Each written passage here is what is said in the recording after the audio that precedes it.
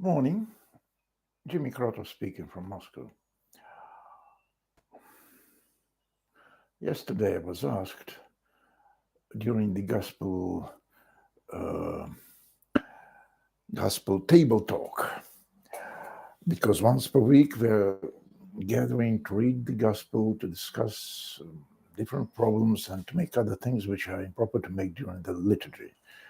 And I was asked why Tamara Edelman, who was the teacher in the class of my eldest son, why now she's in emigration and still she has 1 million and even more of subscribers on YouTube, and I have no one. And I had to say, that first of all, the amount of subscribers is not something valuable. Certainly in the financial dimension, Tamara Edelman must be happy because she has a lot of donations, and I have none. But generally speaking, quality and quantity are different things. And I can say that I'm so clever, and my texts and my meditations are so great and genius that no one can understand them. But this will be a lie. The real answer is God's will now. I don't know, actually. I'm 65, and with each day, I'm going to think that I'm not a very clever man. So what for to read me? What's the sense? I don't say that Tamara Edelman is clever, no. She's popular because well, you see, I'm a writer, I'm an author. I think that what I'm writing is much more important than what I'm saying. And people do not enjoy reading. People enjoy listening. And this is why we can speak about that. This is why you can say that humankind is on the very low stage of development. It's better to read than to listen, dear friends. And people who read, they prefer to read oversimplified texts. And this is also very bad. This is childish. Sorry. You can call me snobbish and so on and so forth, but this is what I think. Second, what I want to say. I am asked quite often now why I do not leave Russia. I think there are several reasons. People always do or don't do something because of a multiple of reasons. First of all, I am a Christian priest above all. I'm an author, a historian, a philosopher, a thinker, essayist, but I'm also a Christian priest. And I want to be with those to whom I can help as a priest, because you cannot preach God, resurrection of Christ, and grace of Holy Spirit from abroad. I can emigrate, but then I will preach to those people among whom I will live. Should I emigrate to Canada, I will speak to Canadians. Should I emigrate to New Zealanders, I will speak to Kiwis, and so on and so forth. Not to those whom I left in Moscow. The dimension has the importance. Sorry.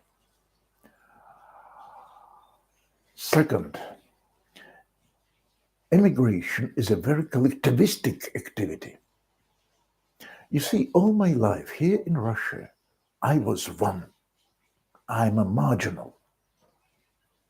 Only in 90s there was a very short period of time when I was published in newspapers, I was on the TV, on the radio, and so on and so forth.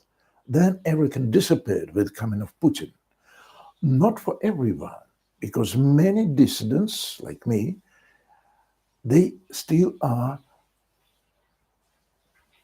They are published in different dissident media. First of all, which are sponsored by Khodorkovsky, famous Russian billionaire abroad, like Tamara Ideiman.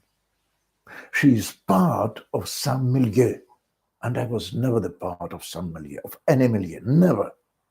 I was always a lone wolf or a lone star. And to emigrate, you must have some support, at least moral support, or some impulse from other people who want to emigrate, and they propagate emigration to you, at least your wife. But usually it's a milieu. And you see all these people, all these 2 millions, let it be 2 millions or 4 millions people who've emigrated from Russia during the last 6 months. They've been a very enclosed milieu of intellectuals who helped each other, who read each other, who've spoken to each other and to no one else. They've been a cult here in Russia, and they've emigrated as a cult. So a crowd, sect, pride. They've emigrated together, although now they are dispersed in different countries, but still. And they've been part of some international milieu. I've never been part of this milieu. I was never published in the West. Several times, just 3 or 4, I was invited to some conferences, and never twice, because I'm a punch, you see. I'm poisonous.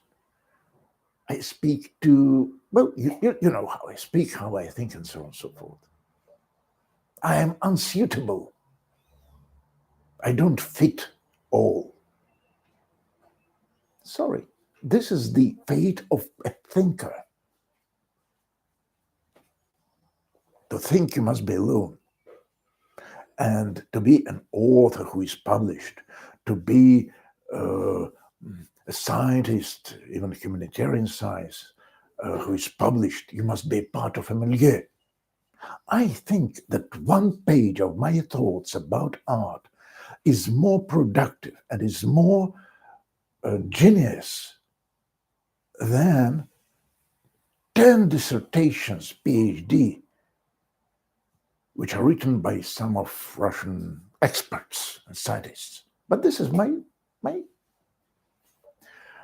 opinion about myself and about others. And this is why I am not invited by these people. Sorry. So should I emigrate, I will be a very lonely rabbit mole. Better, I will go to the prison here, which is nearly inevitable sooner or later in the present circumstances. Then I shall live in states, on stamps, on food stamps, and I will have no one to communicate with. What for? It's a very sad life of the emigrant of the first wave, who is an author, who is a preacher, who is a thinker, and who leave his audience. I don't have audience here also, but I have a potential audience, and there in States I will have no one. Jimmy Carter from Moscow, bye. In Moscow.